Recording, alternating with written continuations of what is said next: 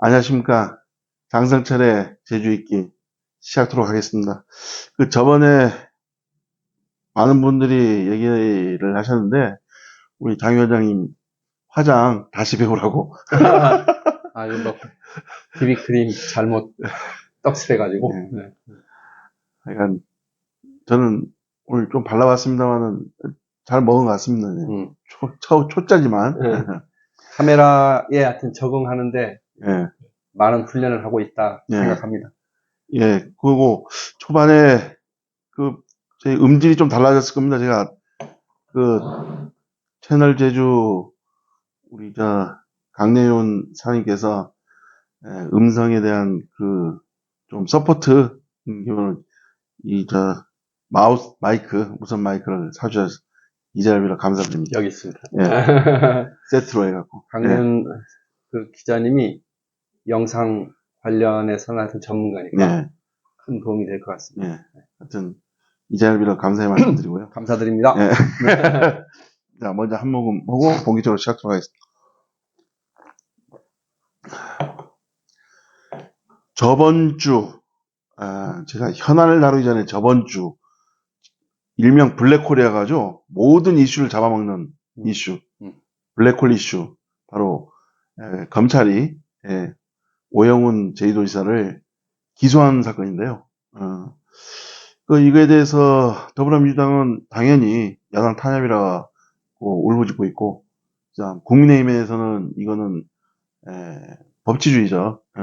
법의 잣대로 결과를 보면 될 거지, 그걸 야당 탄압이라고 할 거 아니다 식으로 했는데, 어떻게 보십니까, 우리 위원장님 생각은? 검찰이 오영훈 지사에 대해서 기소 사실을 공식적으로 밝혔죠. 이에 대해서 오영훈 지사가 탄압이다, 이런 발언을 공개적으로 했고, 더불어민주당 제주도당이 공식적으로 야권 인사에 대한 탄압이다, 이런 입장을 냈고요. 국민의힘 제주도당은 공정한 법의 심판을 기대한다, 이러면서 또 야당 탄압이라고 한 주장은 말도 안 된다, 그런 취지로 이제 비판을 했는데, 이번에 비영리 단체가 선거운동을, 사전 선거운동을 한 혐의로 이렇게 된 부분은 검찰이 수사한 게 아니에요, 처음에. 네. 선관위에서 고발한 거예요. 네. 5월 달에 선관위에서 검찰에다가 이 건에 대해서 고발 조치를 한 거고, 그거에 대해서 검찰이 수사를 한 거죠. 그러니까 검찰의 수사 내용 자체를 야당 탄압으로만 몰기에는 선거관리위원회라고 하는 어떤 공정한 선거관리 업무를 하는 국가 공식 기관에서 이루어진 고발에 기초해서 했기 때문에 야당 탄압이라고 하는 주장은 많은 분들이 동의하기가 쉽지는 않지 않겠느냐, 이런 판단이 하나 들고요. 그럼에도 불구하고 오영훈 지사 쪽에서 법리적으로 또 쟁점에 대해서 입장들을 계속 내고 있기 때문에 결국은 이 부분은 사법부의 재판정에서 가려질 수밖에 없고, 또 재판정에서 범죄의 성립 여부가 뜨겁게 붙을 것이다, 이런 생각이고, 대신에 분명히 짚고 넘어야 될 부분은 선거법과 관련해서는 야당이라고 해서 덜 봐주고 혹은 또 더 봐주고, 이런 문화는 예전보다는 많이 줄어든 게 아니냐. 그리고 이번 경우도 어떤 선관위가 고발 조치를 선행적으로 한 부분이 있기 때문에 좀 더 객관적으로 냉정을 유지하고 재판을 지켜보는 것이 올바른 자세가 아닌가, 저는 그렇게 생각합니다. 어쨌든 법원에서 판단하겠죠. 예, 이게 문제가 있으면은 법원에서 그에 대한 합당한 내릴 거고요. 근데 이제 검찰이 수사 결과를 발표하기 이전에 도내 정가에서 회자됐던 선거 관련 범죄의 혐의 범죄 내용이 공직선거법 위반이라고 하는 얘기가 많았는데, 550만 원의 지출이 이루어졌잖아요. 발표한 내용에 보면 그 지출 내용이 정치자금법하고도 연결되는 그런 부분이 있어서 또 하나의 범죄 혐의가 검찰에 의해서 이제 추가된 것인데 이 부분도 어떻게 결론이 날지 재판을 보면서 판단해야 될 중요한 포인트가 아닌가 그렇게 생각합니다. 예. 여기서는 뭐 더 이상 얘기할 건 아니고요. 법원에서 이거에 대해서 판단이 내려질 거고 그 사이에 이거 관련해 갖고 제주항에서 너무 많은 얘기가 나오고 네. 카드라 통신이 많거든요. 그러지 말았으면 좋겠습니다. 이게 선거법이라고 하는 게 법정에서 이제 유무죄를 다루게 되면 어떠한 법리적 그 구성을 갖고 접근하느냐에 따라서 이게 결과가 왔다 갔다 할 수 있거든요. 그래서 결론적으로는 아주 객관적이고 이성적인 그런 시각으로 바라보는 것이 문제에 접근하는데 지름길이 아니냐. 그래서 너무 카더라 통신이나 또 너무 또 적대감이나 혹은 또 정치적인 목적 이런 걸 선행적으로 깔고서 이 문제에 대해서 이렇다 저렇다 코멘트하는 것은 적절하지 않다. 이런 말씀을 꼭 드리고 싶습니다. 네, 알겠습니다. 첫 번째 현안은 이렇게 다뤘고요. 두 번째는 서귀포 지역 문화예술 쪽에서 약간 반발이 있었던 건데, 네. 지난 11월 25일 정민구 의원께서 네. 도의회 문화관광체육위원회 정례회에서 서귀포시 문화체육국 예산에서 신규로 네. 서귀포 K-팝 문화 콘서트 행사 운영비로 10억 원으로 편성했거든요. 예. 이에 대해서 비판했는데 솔직히 서귀포 예산이 상당히 적거든요. 예. 그러다 보는데 어떻게 하루 행사에 예. 뭐 아이돌이나 K-팝이면 아이돌 부르겠죠. K-팝 행사에 무려 10억 원이나 책정이 될 수 있냐에 대해서는 이렇게 말했는데 그래도 우리 위원장님께서 예전에 정책기획관으로서 정책 예산 다 달아봤는데 어떻게 보십니까? 저는 이번에 뭐 방송이나 또 인터넷 언론이나 신문 이렇게 보면 서귀포에서 하루 행사에 10억 쓸 수 있냐? 이게 다 제목으로 나오더라고요. 좀 굉장히 서글펐어요. 아, 그래요? 왜냐하면 서귀포는 그렇게 쓰면 안 돼요. 서귀포 지역은 늘 작은 예산만 써야 돼요. 그런 고정관념이 전 많이 깔려있다. 그러니까 예를 들면 서귀포에서 기획한 K-팝 행사에 10억 원의 행사가 타당한 것이냐. 서귀포 지역의 어떤 K-팝 행사를 통해서 얻는 경제적, 문화적, 사회적 그런 어떤 효과가 기대될 수 있느냐. 이런 거에 대한 논쟁이 선행이 돼야죠. 근데 정민구 의원께서 서귀포에서 10억을 써요? 이게 말이 돼요? 말이 왜 안 돼요? 사업이 타당하면 쓸 수 있는 거죠.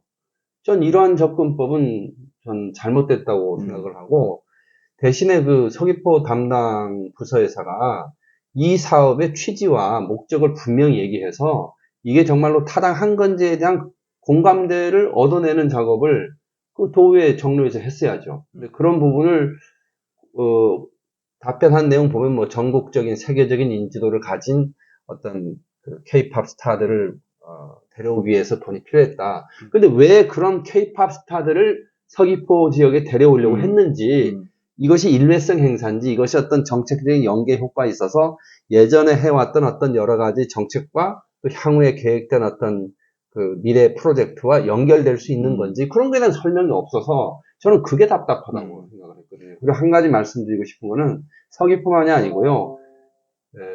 제주도 전체가 이 K-팝이 전 세계적으로 뜨겁잖아요. 뭐 코로나 상관없어요. K-팝 뮤직이 이게 뭐 전 세계 어디를 가도 다 인기이기 때문에 과연 그런 글로벌 트렌드에 맞게 제주도가 K-팝과 관련된 프로젝트나 정책들을 발굴하고 제대로 하고 있느냐 이런 부분에 대해서는 전 점검해봐야 될 때가 됐다. 그런 얘기 꼭 드리고 싶습니다. 앞서 정민구 의원님께서 무조건 반대한 게 아니고 이번 행사에 대해서 취지는 이해한다. 하지만은 서귀포시에서 이거 하지 말고 제주도 어떤 예산이 많다 보니까 솔직히 말해서 서귀포가 우리도 가다 보면 예산이 적다고 자꾸 얘기해요.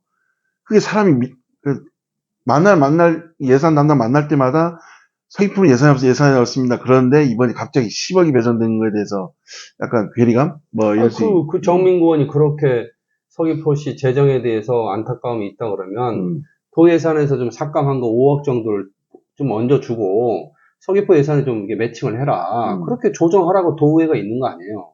그렇게 정책적인 조정을 하는 역할을 해줘야지 그거 한 거 자체를 폄하해버리거나 그래서는 안 될 거라고 생각하고 또 하나는 서귀포시 예산이 적느냐 많으냐 뭐 이거에 대한 논쟁을 하려고 하는 게 아니라 예산이라고 하는 거는 예산이 많고 적고 중요한 게 아니고요. 사업의 목적을 분명히 해서 기대 효과를 얻을 수 있는 사업에 예산을 쓰고 있느냐가 중요해요.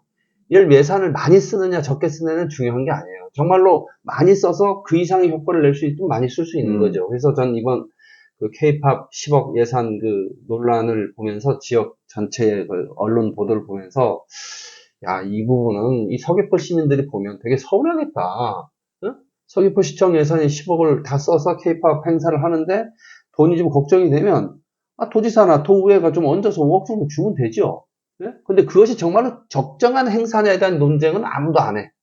예? 뭐 취지는 이해한다? 뭐 취지를 이해했으면 그 내용은 뭐 이해했어요? 그러니까 그 의회에서 기분 나쁜 게 뭐냐면 이 10억을 책정하면서 아마 의회하고 전혀 얘기가 없이 그냥 예산만 해갖고 해주십시오 이런 식 같아요. 그러니까 정민규 의원이 그럼 이거 도지사 예산입니까? 정책 공약입니까? 이렇게 물었거든. 예산 심사라고 하는 것이 워낙 항목이 많거든요.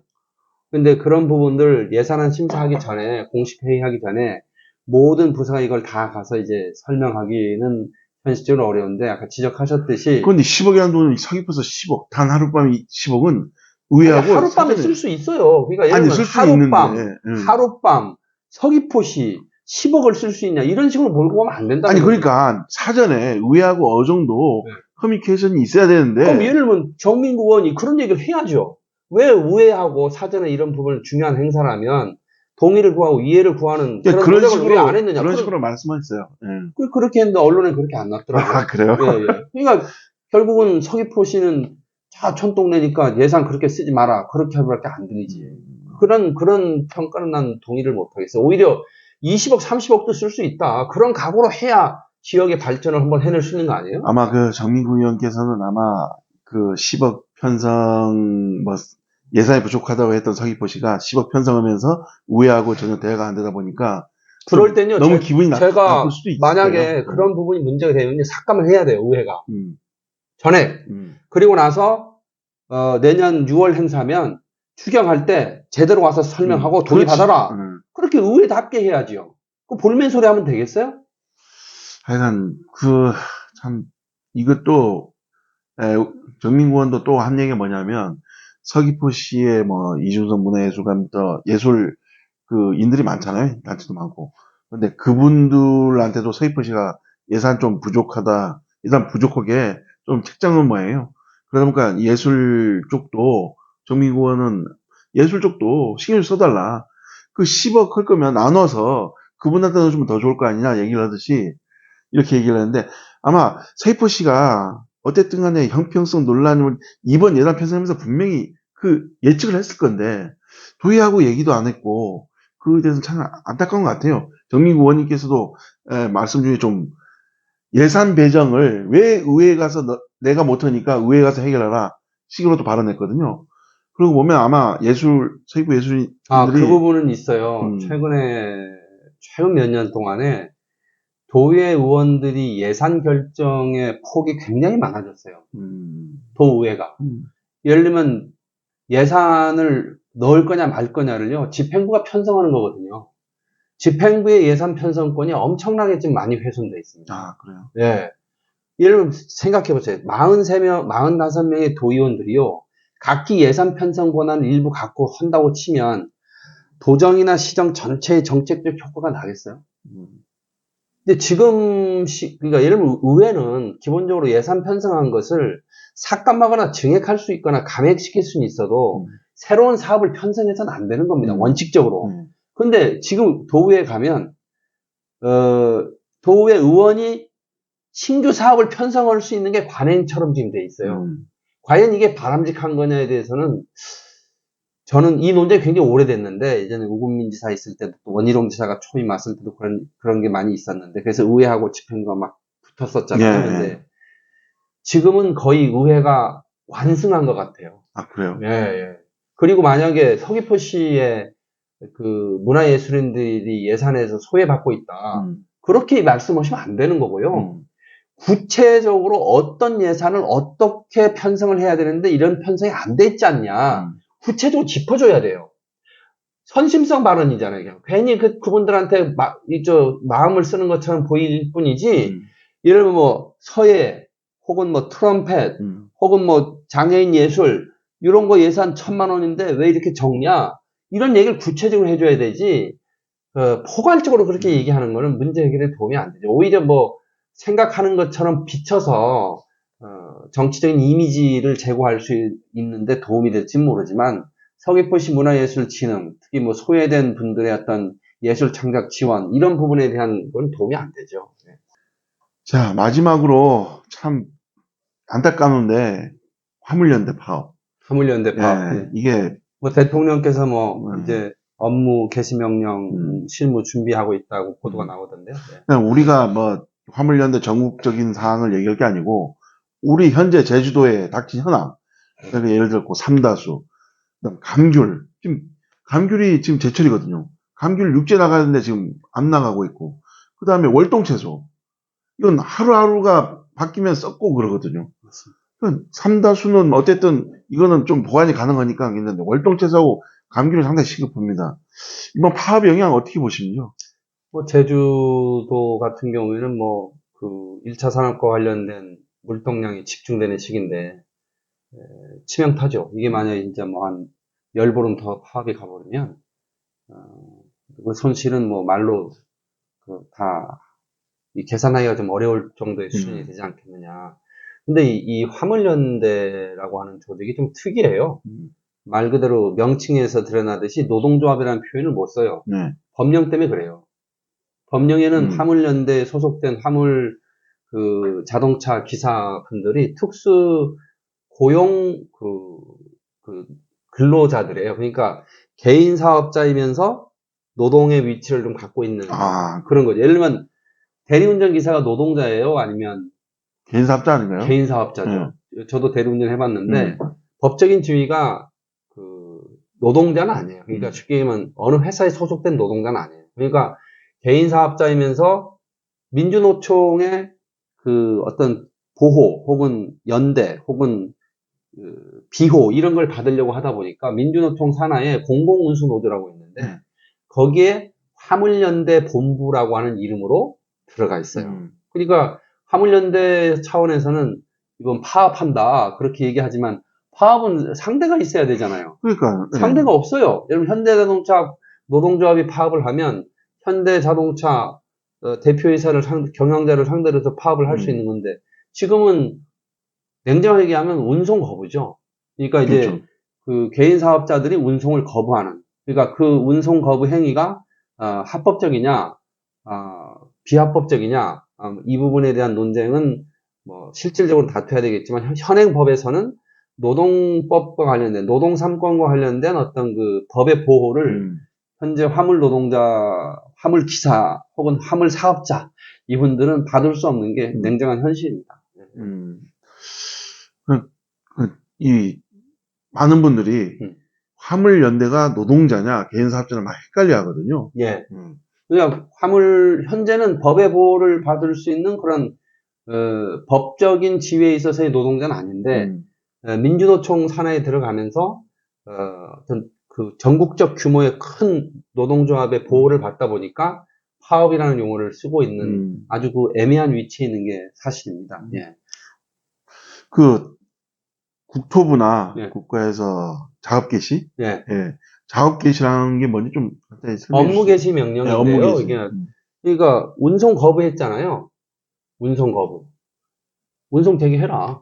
이렇게 명령을 할 수 있어요. 안 하게 되면 어떻게 됩니까? 처벌받죠. 처벌받아요? 아마 3천만 원의 벌금과 뭐 3년 이하의 징역과 뭐 아주 세네요. 셉니다. 왜냐하면 그 업무 개시 명령을 내리게 되는 경우에는 국가 경제에 지대한 그 영향이 있다라고 판단했을 때 정부가 내릴 수 있는 그러니까 해당 당사자에겐 가혹할지 모르지만 국민 경제 전체 입장에서는 불가피한 조치를 해야 되기 때문에 그때 사용되는 공권력의 수준도 굉장히 강력하고요.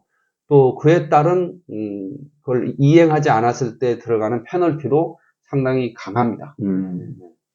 상당히 심각하네요. 이거 좀 물류가 지금 보니까 90% 끊겼다고 뭐 뉴스에는 나오는데 좀 더 정확하게 이번 파업의 성격을 얘기를 하면 이거는 그 화물 운송 개인 사업자들의 불공정 담합행위입니다.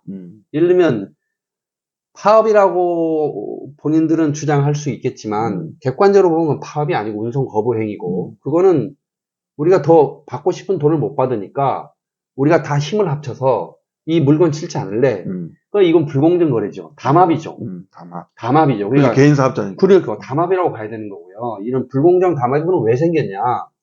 우리나라 이런 그 개인 그 화물 운송 시장이 어떻게 구성이 돼 있냐면 회사라는 이름은 있는데 대부분 다 지입자예요. 네, 지입자, 개인 화물 운송자예요. 그러니까 무한 경쟁이 벌어지는 거예요. 개인 화물 운송자들이 너무 많으니까 화주는 적죠. 그러니까 개인 화물 운송하시는 분들이 다수고 그 화물을 갖고 있는 화주는 적으니까 누가 교섭에서 우위가 있겠어요. 화주가 높죠. 그러다 보니까 장시간 운송을 해서라도 내가 계약을 할래.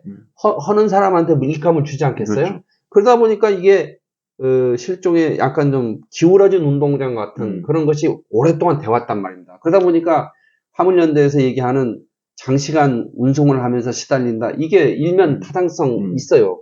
그럼 이 문제를 어떻게 풀어야 되냐 하면 개인 화물 그 운송자들 대 화물 화주가 이렇게 교섭하는 거래하는 이 시장을 화물 운송 기업이 성장을 해서 이 화물 운송 기업과 화물을 갖고 있는 그 기업이 대등하게 그 거래를 할 수 있는 그런 체제로 바꿔줘요. 이게 대표적인 게 택시잖아요. 택시도 지입자가 되게 많아요. 사실은 회사에 소속돼 있지만 자기 혼자. 그건 불법 아닌가요? 불법인데 현재 그렇게 다 돼 있어요. 그러니까 이 문제를 구조적으로 고치는 것이 이런 파업을 근본적으로 막는 굉장히 중요한 거죠. 그러니까 예를 들면 화물연대 본부에서처럼 주장을 해서 안전운임제 해라, 전품목으로 해라 이렇게 늘린다고 해서 이 문제가 해결되느냐? 그러면 당장 그 화물연대 소속된 그 화물 운송 사업자들이 단기간에 이익이 늘어날 겁니다. 그렇게 되면 이런 대부분의 기업들은 물류 경쟁력이 약해지면서 비용이 늘어나니까 기업의 어떤 부담이 늘어나고 장기적으로 어떻게 되느냐? 이 기업들의 경쟁력이 낮아지면요, 국제 경쟁력이 있고 쓰러져 가요. 그럼 뭐가 없어져요? 일거리가 없어져요.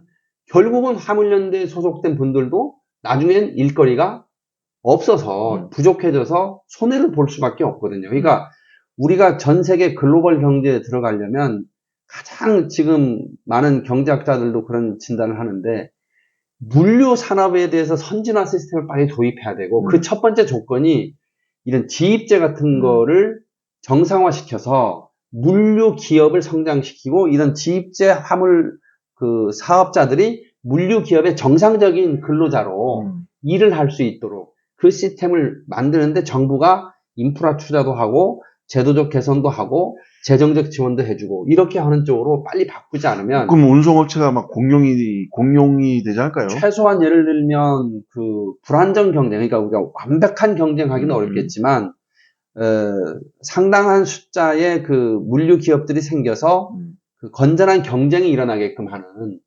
그런데 지금은 무한 경쟁이에요. 개인 사업자들이 상호간에 무한 경쟁을 하다 보니까 무리하게 운송을 하는 사람들이 나올 수밖에 없잖아요. 예를 들면 젊은 사람이 화물 운송을 딱 시작을 했어요. 이제 20대 중반.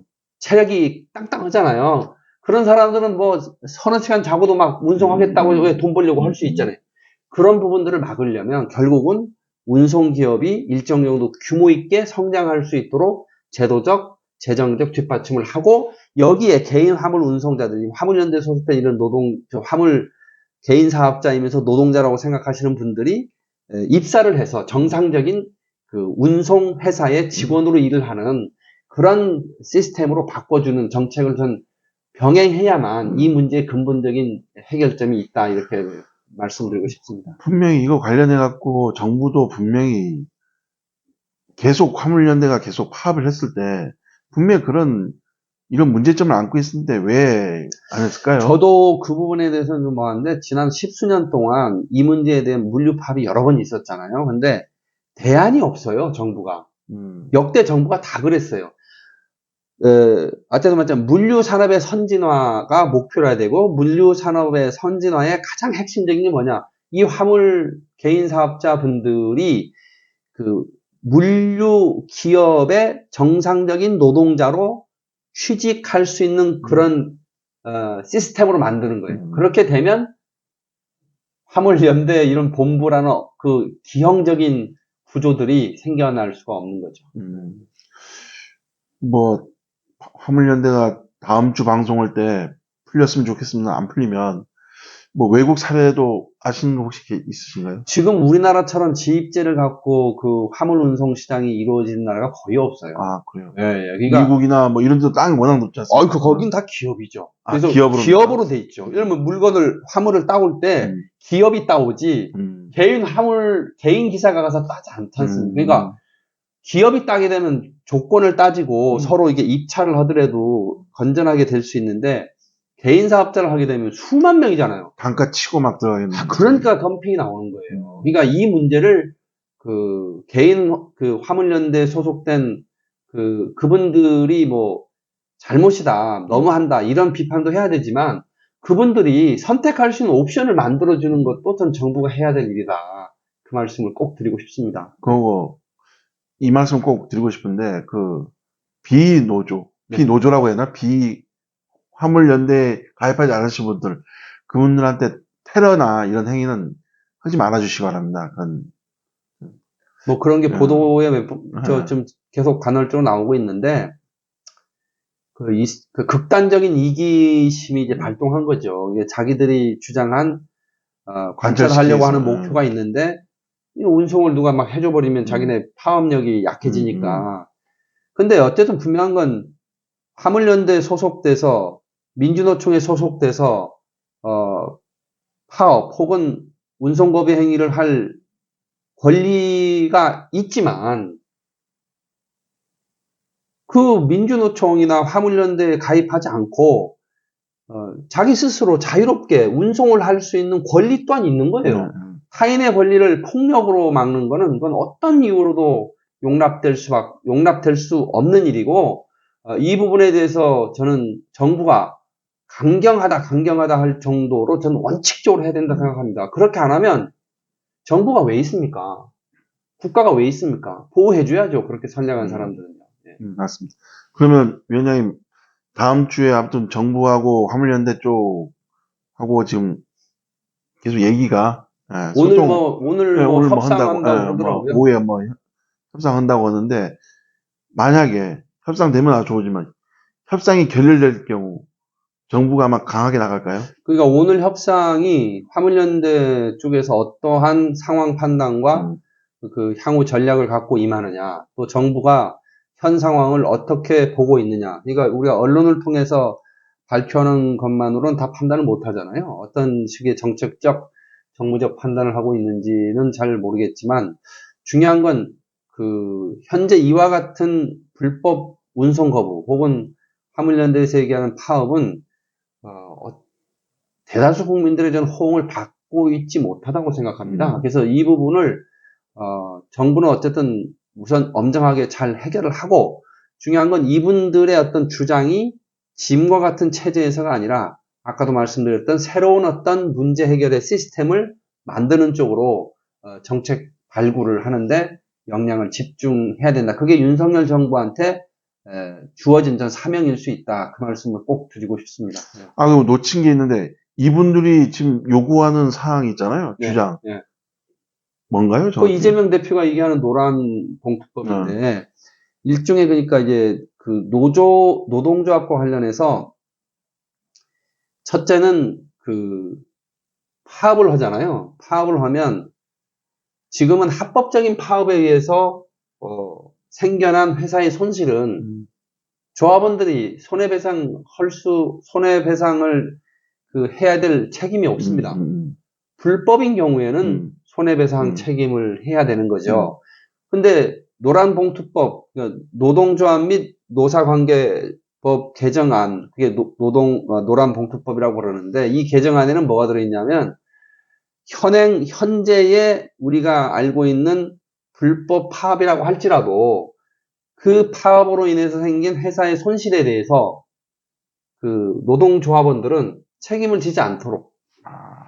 그거를 이제 넣어달라. 이게 이제 지금 이번 민주노총 파업의 가장 큰 주장이고요. 두 번째 하나는, 노동조합의 노동자의 지위를 바꾸는 거예요. 그러니까 예를 들면, 고용자가 있고, 1차적으로 계약한 근로자가 있어야 이 사용자를 상대로 해서 노동자들이 노동조합을 만들어서 이렇게 되는 거죠.